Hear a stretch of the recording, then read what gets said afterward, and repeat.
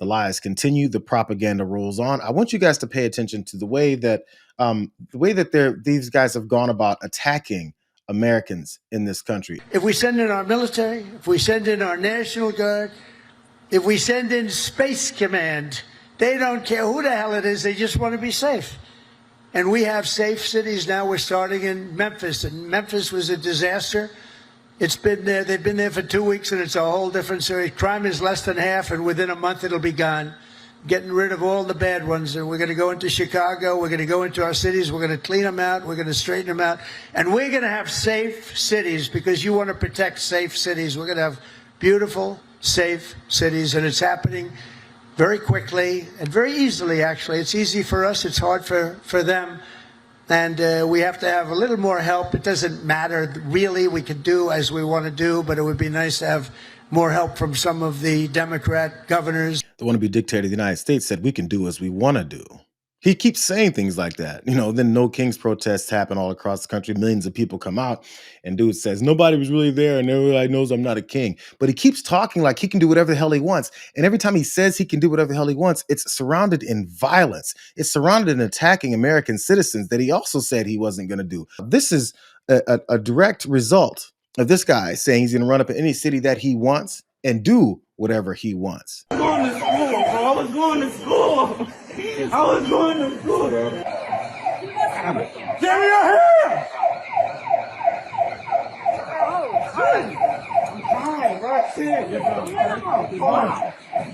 I'm underpaid. You're done. I'm underpaid. We're from the United States, bro.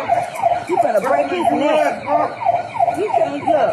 For all those people that are saying this does not happen to U.S. citizens, have the courage and the guts to tell that to Arnoldo in his face. Because it happened to him. Para toda esa gente que diga que esto no les sucede a ciudadanos americanos, tengan el valor, tengan la cara para decírselo a Arnoldo en su cara. Para decirle que esto no les pasa a ciudadanos teniéndolo aquí, que él terminó en el hospital. Arnoldo Bazan and his father were attacked by ICE agents. This is out in Houston area.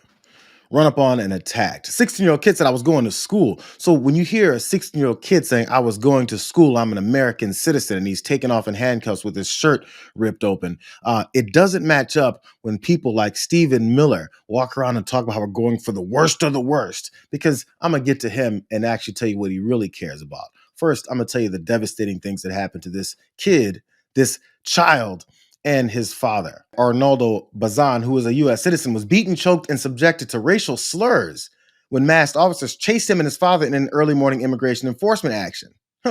I said he's 16 and he was on his way to school when an unmarked car pulled his father, Arnulfo Bazan, and that teenager over.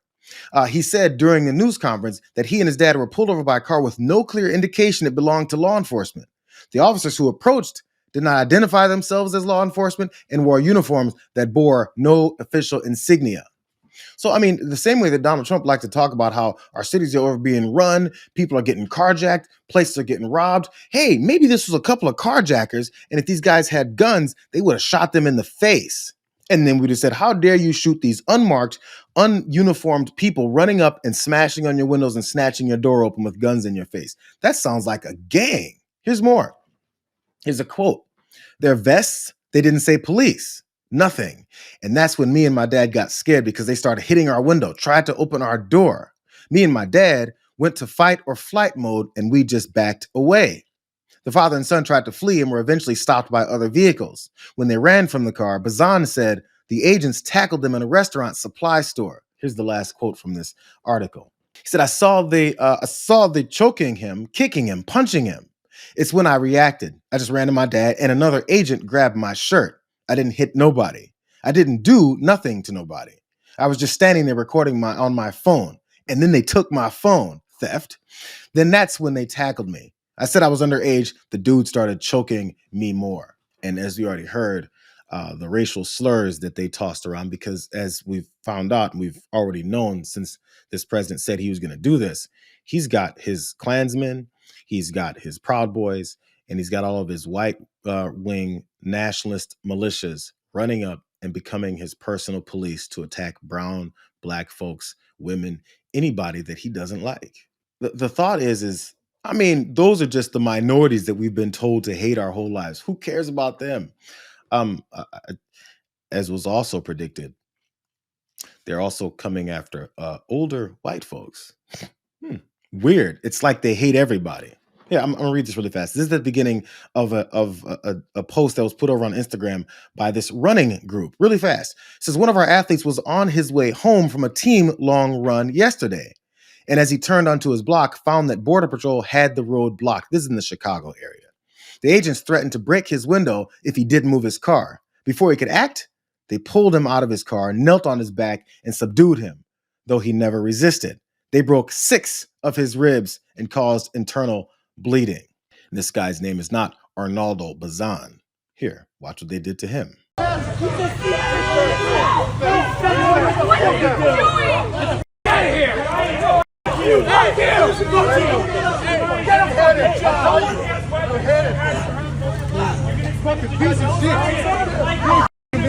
All right, you got Get off of him! Get off of him!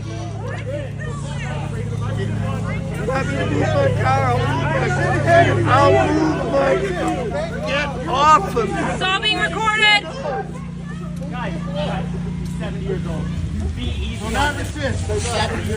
Dude, what is you suffocating? Is at the back end of that video. Tear gas, terror, and lawlessness in our streets.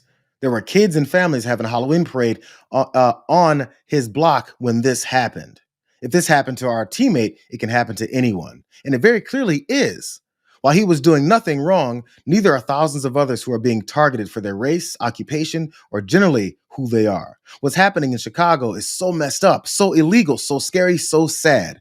Let's continue sharing, standing up for our neighbors, and shining a light on those attempting to bring darkness. So like I said, it's this running group, DW Running 1 over on Instagram. And I looked at some of their content. Their content is a bunch of folks running in community, training for marathons, as this 67-year-old man was. Before then, he went home on his block where this gang had taken over the block. Does that sound familiar?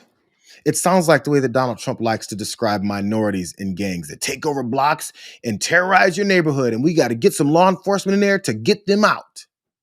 Who's going to do something about this gang that ran up in this neighborhood, attacked this 67-year-old man who was training for a marathon and broke 6 of his ribs? Who's going to do something about them? I'll tell you what this administration plans to do about it. They plan to make it much worse. The Trump administration is staging a major shakeup at Immigration and Customs Enforcement, ICE, in case you didn't know, with plans to reassign senior leaders in agency offices across the country amid frustrations over current arrest and deportation levels. It's too low. One U.S. official who requested anonymity to talk about these matters said as many as roughly a dozen local ICE leaders could be reassigned, with some expected to be replaced by current or former officials at Customs and Border Protection, its sister Department of Homeland Security agency. Some of those ICE officials have already been informed of their reassignments. It's looking like they're not very happy about the numbers of people that are being deported. And what they want to do is make it much worse. So I guess they're finding the most vicious, violent people possible. Here's more. ICE leaders in Denver, LA, Philly, Phoenix, and San Diego were relieved of their jobs and moved to other posts within the federal agency last Friday. This is from the Washington Examiner. Yeah, that's a conservative organization who's writing about this. I think they're finally figuring out how horrific this administration is. Here's more. Back to the other article. There's a couple that talked about this. In the spring, White House Deputy Chief Stephen Miller, that Nazi, the architect of President Trump's mass deportation plans, suggested on Fox News that ICE should be carrying out a minimum of 3,000 arrests a day. ICE officials have not met that target. While they've peaked above 2,000 on some days, arrests by the agency typically hover around 1,000 every day. That's the clear reason why they're going after American citizens, anybody with an accent that they don't like, someone who has a cell phone out, people who are on their way to work. Like, what are you doing working? That looks like, legal behavior. And we're illegal actors and agents that are run up in here are supposed to be destroying things by the declaration and demands of Donald Trump's Stephen Miller. That article there mentioned what Stephen Miller was talking about back in May on Fox News. I want you to hear how rabid and gurgling of blood this piece of shit said all that with. Yes. Well, under President Trump's leadership, we are looking to set a goal of a minimum of 3,000 arrests for ICE every day. And President Trump is going to keep pushing to get that number up higher each and every single day so we can get all of the Biden illegals that were flooded into our country for 4 years out of our country. And we can't take the risk of letting these Biden illegals roam around freely so that the next American daughter can get raped, the next American kid can get murdered, the next American family can get splintered and torn apart by people that came into this country unchecked, uncontrolled, unvetted, uninvited by the American people. You ever notice?